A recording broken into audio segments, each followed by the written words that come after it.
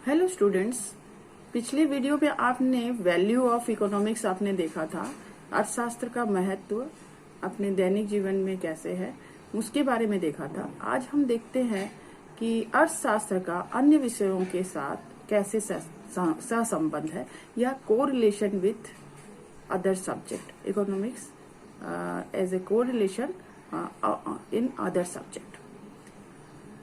तो हम जानते हैं कि शिक्षा को सरल बनाना, अर्थशास्त्र के अध्ययन को सरल बनाने के लिए हमें अन्य विषयों के साथ सहसंबंध को भी जानना बहुत आवश्यक है, क्योंकि कोई भी विषय तभी ग्राह्य हो सकता है जब बालक को हम लोग देखते हैं, जैसे लेसन प्लान है, लेसन पाठ योजना बनाते हैं, तो पाठ योजना के हर्बर्ट के पंचपद प्रणाली के अनुसार पहला पद होता है प्रस्तावना, जिसको हम लोग कहते हैं इंट्रोडक्शन।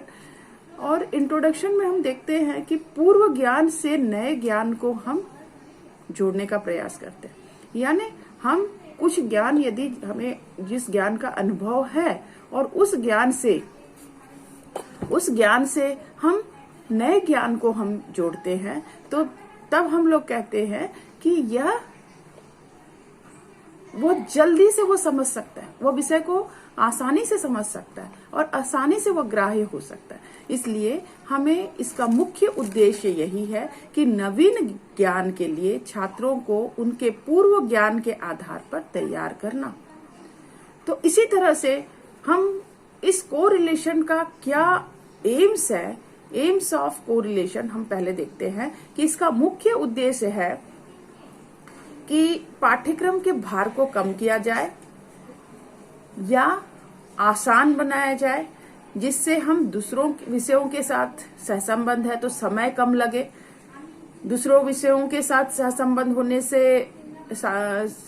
होने के कारण यदि पहला विषय पहले से पढ़ा हुआ है तो दूसरे विषय में उसका हम रेफरेंस ले सकते हैं। तो इस तरह से हम कह सकते हैं कि इसका मुख्य उद्देश्य इनके पाठ्यक्रम के भार को कम किया जा सकता है। अब इसी तरह से दूसरा हम मुख्य उद्देश्य हम कह सकते हैं कि पाठ्यक्रम में पाठ में रुचि भी जागृत कर सकते हैं। जैसे पहला यदि उसे अनुभव है तो उसका यदि हम ज्ञान देते हैं तो वो उसे और इंटरेस्टिंग लगेगा। यदि नवीन ज्ञान है तो उसे कठिन लगेगा और उसे लगेगा कि ये कहाँ से आया और हम कैसे पढ़ेंगे। तो इस तरह से उसे पढ़ने में थोड़ी सी परेशानी महसूस होगी। किंतु जब वो पुराना अनुभव उन्हें रहता है तो उन्हें आसानी से, उसे इंटरेस्ट से वो पाठ को पढ़ता है और आसानी से वो शिक्षा को ग्रहण करने में समर्थ होता है। और यह ग्रहण किया हुआ ज्ञान बहुत देर तक उसके मस्तिष्क पटल पे रहता है, या हम कह सकते हैं वो स्थायी रहता है, या वह उपयोगी सिद्ध होता है। इसी तरह से हम कहते हैं कि इसके द्वारा छात्रों एवं शिक्षकों दोनों के लिए समय की बचत की जाती है। कम से कम समय में हम अधिक से अधिक तथ्यों का, नियमों का ज्ञान प्राप्त कर लेते हैं, क्योंकि बहुत सारे विषय ऐसे हैं एक दूसरे से सहसंबंध होने के कारण। जैसे हम लोग अर्थशास्त्र पढ़ते हैं तो कुछ हम ज्योग्राफी के कुछ विषय उसमें हम लोग देखते हैं, और वो ज्योग्राफी उससे हमको, जैसे भूगोल है, इतिहास है, नागरिक शास्त्र है, कोई कृषि शास्त्र है, भौतिक शास्त्र है, ये सब एक दूसरे से संबंधित होने पर हमारा कुछ समय जो पहले पाठ में पढ़े हुए होते हैं उससे हमारा कुछ समय बचत हो जाता है। तो इस तरह से हम देखते हैं कि सहसंबंध का उद्देश्य यह भी है कि उनकी समय की बचत होती है। यह भी हम कह सकते हैं एक और उद्देश्य है कि ज्ञान की अखंडता का ज्ञान कराए, समन्वय द्वारा ज्ञान की अखंडता का ज्ञान कराया जा सकता है। हम जानते हैं प्राकृतिक दशाओं में विभिन्नता होते हुए भी उनमें एकता पाई जाती है। उसी प्रकार ज्ञान राशि में अनेकता में एकता का सिद्धांत छिपा हुआ रहता है। इस एकता के ज्ञान का बोध कराने के लिए भी समन्वित शिक्षा आवश्यक है। और उसका और एक और उद्देश्य है कि छात्रों को व्यवहारिक भी बनाया जाता है।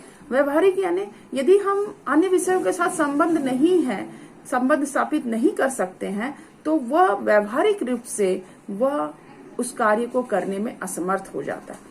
तो इसलिए हमें अन्य विषयों के साथ संबंध प्राप्त करना आवश्यक है।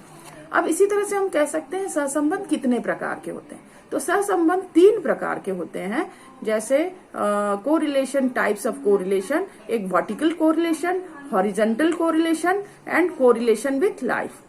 वर्टिकल कोरिलेशन का मतलब होता है शीर्षात्मक सहसंबंध, यानी इसके अंतर्गत एक ही विषय के अंतर्गत उसके जो विभिन्न अंग है उनके बीच समन्वय स्थापित किया जाना। जैसे अर्थशास्त्र के विभिन्न अंग, जैसे हमारा प्रोडक्शन है, कंजप्शन है, डिस्ट्रीब्यूशन है, एक्सचेंज है और या पब्लिक फाइनेंस है। तो इस तरह से उत्पत्ति, उपभोग, वितरण, विनिमय और राजस्व आदि में संबंध जो स्थापित किया जाता है, यानी अर्थशास्त्र के विभिन्न अंगों के बीच में संबंध स्थापित करते हैं, उसे हम लोग वर्टिकल या शीर्षात्मक सहसंबंध कहते हैं। उसी तरह से अनुप्रस्थित सहसंबंध या इसको हॉरिजॉन्टल कोरिलेशन कहते हैं। हॉरिजॉन्टल कोरिलेशन का अर्थ होता है कि ये पाठ्यक्रम के विभिन्न विषयों के बीच एक दूसरे से संबंध स्थापित किया जाता है।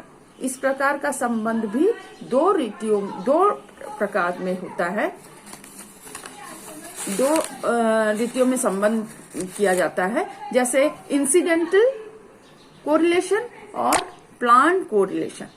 इंसिडेंटल कोरिलेशन यानी जब हम पढ़ाते हैं तो इस प्रकार के समन्वय में दैनिक शिक्षण को रोचक तथा व्यापक बनाने के लिए आवश्यकता अनुसार अन्य विषयों से पठित सामग्री का प्रयोग किया जाता है, जिससे पाठ को समझने में विशेष सहायता मिलती है और समस्त ज्ञान की एकता का बोध होता है। इसके लिए अध्यापक को कोई पूर्व व्यवस्था नहीं करता है, वरन पढ़ाते समय किसी बिंदु या प्रकरण को सरल बनाने के लिए दूसरे विषयों की सामग्री प्रयोग कर लेता है।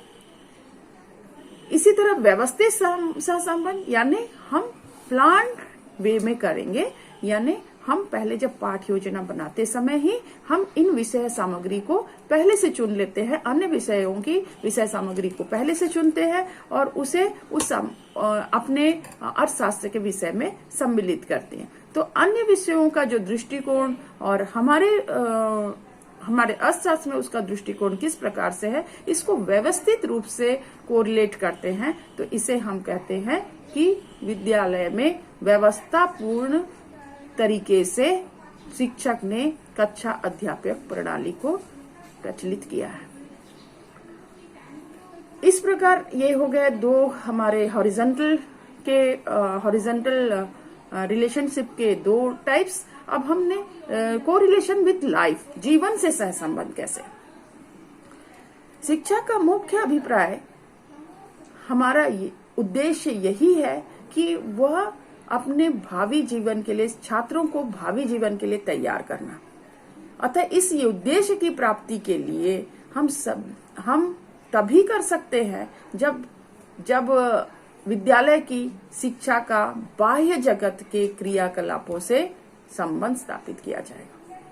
अर्थशास्त्र को जीवन से संबंधित करने का मुख्य अभिप्राय यही है कि इसके नियम, सिद्धांत तथा प्रवृत्तियों को शिक्षा बाह्य जगत के प्रसंगों द्वारा दी जाए, जिससे वह उनका प्रयोग व्यवहारिक जीवन में कर सके। यानी जो हम पाठ पढ़ रहे हैं, जो शिक्षा अर्थशास्त्र का शिक्षा ग्रहण कर रहे हैं, उसको दैनिक जीवन में वो कैसे उपयोगी करें। तो हम एक एक करके देखते हैं। तो आज हम कुछ विषयों का कुछ अन्य विषयों का अर्थशास्त्र के साथ संबंध का देखेंगे और कुछ इसी क्रम को आगे बढ़ाएंगे। तो किसी दूसरे वीडियो में हम देखते हैं। तो आज हम देखते हैं केवल अर्थशास्त्र का विद्यालय के अन्य विषयों के साथ कैसे कैसे संबंध है। तो पहला हम लेते हैं सबसे पहले सिविक्स के साथ। अर्थशास्त्र का सिविक्स अर्थात अर्थशास्त्र तथा नागरिक शास्त्र का कैसे संबंध है। हम जिस तरह से जानते हैं कि नागरिक शास्त्र भी समाज के लिए कैसे जीना, किस तरह से उनके नियमों को, उनके अधिकारों को प्रदान करता है, उसी तरह से अर्थशास्त्र भी मनुष्य की आर्थिक क्रियाओं का अध्ययन करता है। यानी दोनों शास्त्र समाज के उस अंग का वर्णन करता है, अर्थशास्त्र या समाजशास्त्र जिसको सिविक्स कहते हैं, दोनों ही मानव के कल्याण के लिए प्रयोग किया जाता है। दोनों ही मानव शास्त्र का अध्ययन करते हैं, जिसमें अर्थशास्त्र आर्थिक क्रियाओं का करता है और नागरिक शास्त्र उनके सामाजिक जीवन का वर्णन करता है। तो दोनों एक दूसरे के पूरक हम कह सकते हैं कि जैसे जैसे उसकी आर्थिक क्रियाएं या अर्थव्यवस्था, जिस प्रकार से समाज की अर्थव्यवस्था बदलती है, वैसे वैसे समाज का सामाजिक स्तर भी बदलता जाता है। तो यानी ये एक दूसरे के पूरक है। जैसे हम लोग कह सकते हैं, अर्थशास्त्र में कुछ टॉपिक्स पढ़ते हैं, आर्थिक विकास योजनाएं, वितरण की समस्याएं, ब्याज जिसको इंटरेस्ट कहते हैं, इस तरह से बहुत सारी क्रियाएं, बहुत सारे पाठ ऐसे अध्ययन करते हैं जो समाजशास्त्र से रिलेटेड है। जैसे लगान है, टैक्स है, वेजेस है और कंजप्शन है। इसी तरह से हम इकोनॉमिक्स का ज्योग्राफी के साथ हम देखते हैं। तो भूगोल भी इसी तरह से, जैसे हम अर्थशास्त्र का अध्ययन करते हैं, तो उसी तरह से भूगोल भी पृथ्वी का ही अध्ययन किया जाता है। अर्थात विश्व की जितनी प्राकृतिक दशाएं, उपज आदि का अध्ययन किया जाता है। तो प्रत्येक राष्ट्र की आर्थिक स्थिति उसकी भौगोलिक स्थिति पर ही निर्भर करती है। जिसकी भौगोलिक संपदा बहुत अधिक संपन्न होगी, तो उसकी राष्ट्र की आर्थिक व्यवस्था उतनी संपन्न होगी। तो इसलिए हम कह सकते हैं, जैसे इंग्लैंड को उनकी भौगोलिक स्थितियों ने ही उनको एक व्यापक राष्ट्र बनाया, या उनकी प्राकृतिक दशा, जलवायु, वन्य जीव जंतु, खनिज पदार्थ आदि सब परिस्थितियां भूगोल के अंतर्गत आते हैं। परंतु अर्थशास्त्र में इन्हीं का भूमि के अंतर्गत रखा जाता है। अर्थात अर्थशास्त्र में इन वस्तुओं के वितरण के विषय में जानकारी प्राप्त की जाती है। यानी वो एक दूसरे के पूरक है। प्राकृतिक संपदा जितनी संपन्न, अर्थव्यवस्था उतनी संपन्न। तो इस तरह अर्थशास्त्र के शिक्षक का परम कर्तव्य है कि वे भूगोल के साथ प्रसंगानुसार सहसंबंध स्थापित करें। यदि वह ऐसा नहीं करेगा तो अपने विषय को छात्रों के लिए रोचक एवं ग्राह्य नहीं बना सकता। तो व्यवस्थित रूप से इन दोनों प्रकारों में सहसंबंध स्थापित करना चाहिए। जैसे हम लोग देखते हैं, अर्थशास्त्र में कुछ भूगोल से सहसंबंधित विषय पढ़ते हैं, जैसे भारतीय खनिज पदार्थ, भारतीय वन संपत्ति, उद्योग धंधों का स्थानीयकरण, भारतीय व्यापार, शक्ति के साधन, आर्थिक जीवन का विकास, उत्पत्ति के साधन, भूमि, श्रम, पूंजी, भारतीय कृषि, सिंचाई के साधन, फसलें, घरेलू उद्योग धंधे, आर्थिक विकास योजनाएं, यातायात के साधन, भारतीय पशु संपत्ति। इस प्रकार हमारे बहुत सारे ऐसे अध्याय हैं जो भूगोल से संबंधित है।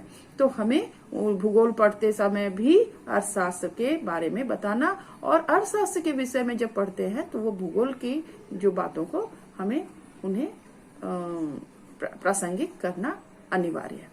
तो इसी तरह हम देखते हैं बहुत सारे इसी तरह से और भी अन्य विषयों को अगले वीडियो में हम आपको बताएंगे कि किस तरह से और अन्य विषय भी संबंधित है। और बस इनको आप अपने जो नोट्स में आप लोग बनाइएगा, और हम इन्हें और कुछ नोट्स आपको इससे संबंधित हम दे देंगे व्हाट्सएप के जरिए। Thank you.